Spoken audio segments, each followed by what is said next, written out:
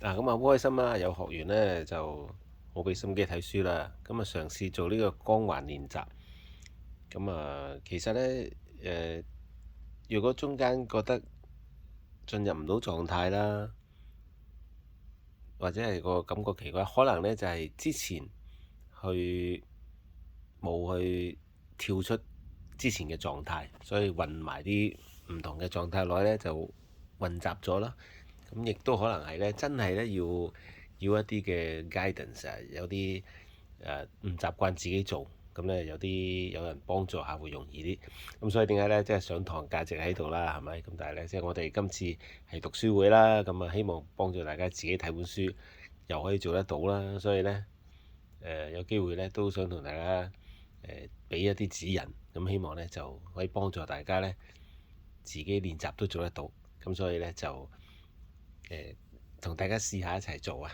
大家要明白呢一個光環練習呢，唔係叫你去創造一個嘅環境，跟住你一諗翻呢，就自己好強。佢唔係咁樣喎，佢唔係幫你去 recall 去回憶嗰種好強嘅能量嘅，佢係幫你呢去將好強你裏邊有嘅資源配搭咗好弱，你覺得自己好唔掂嘅一樣嘢。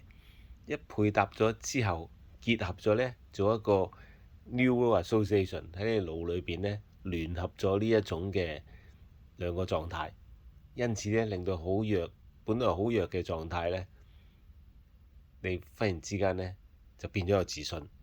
其實嗰個目的係咁樣嘅，所以大家呢唔好搞錯咗先啦。所以嗱，試下啦，一齊去做呢一個嘅練習啦。希望可以幫到大家呢進入呢個狀態，做到嗰個效果出嚟啊！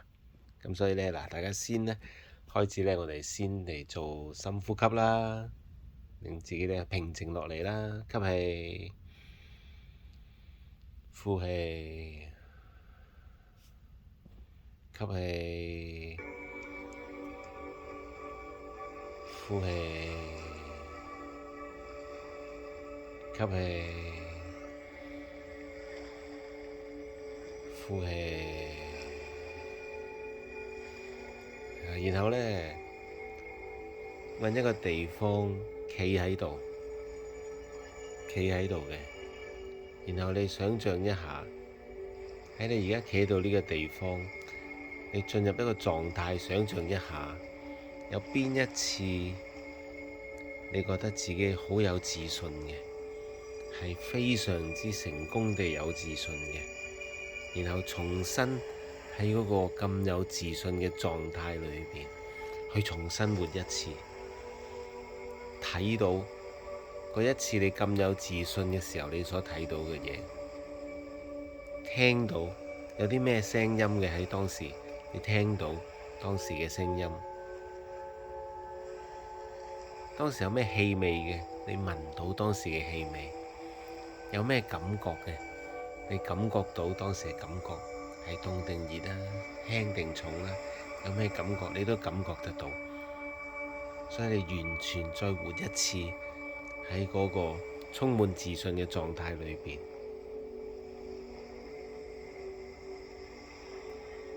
當你覺得企喺呢個位置，感覺到自己好有自信嘅時候，想像一下就喺你企住呢個位置，有一個有顏色嘅圈圍住你，就喺你嘅地板上邊，喺你隻腳旁邊。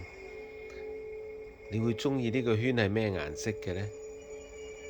你會唔會想喺呢個圈佢顏色發揮功效嘅時候，會聽到有啲聲音呢？可能係咁樣嘅聲，定係好強勁嘅吱咁嘅聲，係一種你覺得呢個圈係好有能量嘅一種聲音。你會聽到啲咩聲音呢？當你覺得呢種能量已經去到，呢種能量，呢種自信已經去到最高點嘅時候，企出呢個圈之外，將所有能量、將所有自信留返喺個圈裏邊。係啦，可能你會覺得唔係好自然嘅，但係嘗試下做啊，你會做到嘅。你應該已經企咗出嚟咯喎。咁今次呢，去諗一個特別嘅場景，你覺得你需要呢一啲咁強烈嘅自信、咁強勁嘅能量嘅，諗呢個情景出嚟，然之後呢，去諗一個畫面，見到自己，聽到當時嘅聲音，係喺你進入嗰個場景之前嗰1、2秒嗰個嘅畫面，可能係你臨見你 boss 之前，臨入佢門口之前，就喺你老細嘅房門外，然之後你就要入去見佢啦。或者係可能你要打電話，你臨拎起電話之前，你手伸去個電話嗰1、2秒，或者可能係你去演講之前，你企喺台上未開口之前嗰1、2秒，想像嗰1、2秒呢個畫面。當呢個畫面喺你腦裏邊好清晰嘅時候，就企入去呢個圈裏邊啦。記得呢個圈係你選擇嘅一種你最鍾意嘅顏色，有一種好強勁嘅聲音喺裏邊發揮嘅作用。企入呢個圈裏邊之後，你感覺到呢個圈裏邊充滿嘅能量，佢畀到你嘅自信。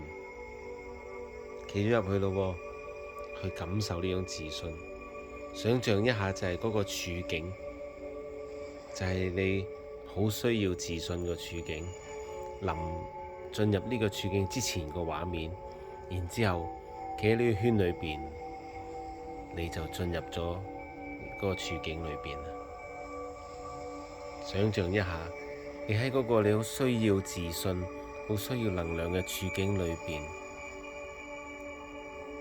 你已經得到你需要嘅自信，因為你已經進入呢個能量嘅光圈裏邊。你睇到啲咩嘢呢？喺呢個處境裏邊，你已經得到自信呢種資源。你睇到啲咩呢？你聽到啲咩呢？你感受到啲咩呢？你有冇聞到咩氣味呢？去感受一下喺呢個處境裏邊，喺呢個你需要自信嘅處境裏邊，你已經充滿自信、充滿能量，就係因為呢個能量嘅光圈帶到畀你。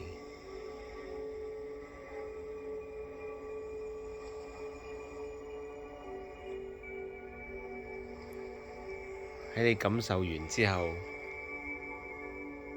又企返出呢個圈外邊啦，再次將嗰啲能量、嗰啲自信留返喺個圈裏邊。咁而家喺個圈外邊嘅時候呢，我哋再嘗試去諗一諗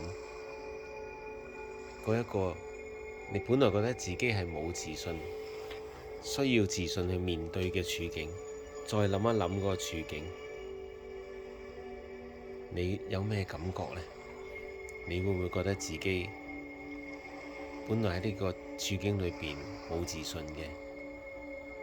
因為頭先我哋做嘅練習，你覺得唔同咗呢？有咩唔同呢？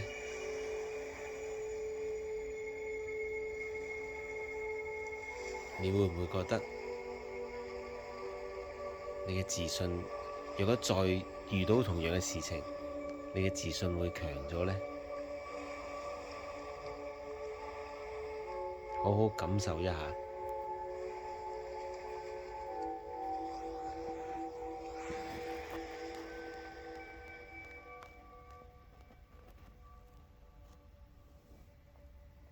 好，咁我哋可以再返嚟啦。我哋就做個深呼吸，吸氣、呼氣，係啦。咁啊，希望呢個練習呢，幫到大家呢，可以喺你未來一啲需要自信嘅場景裏邊，因為做咗練習，你已經去支取咗自信呢種資源，應用咗喺處境裏邊，已經做咗一個咁樣嘅神經連結 （neural association）。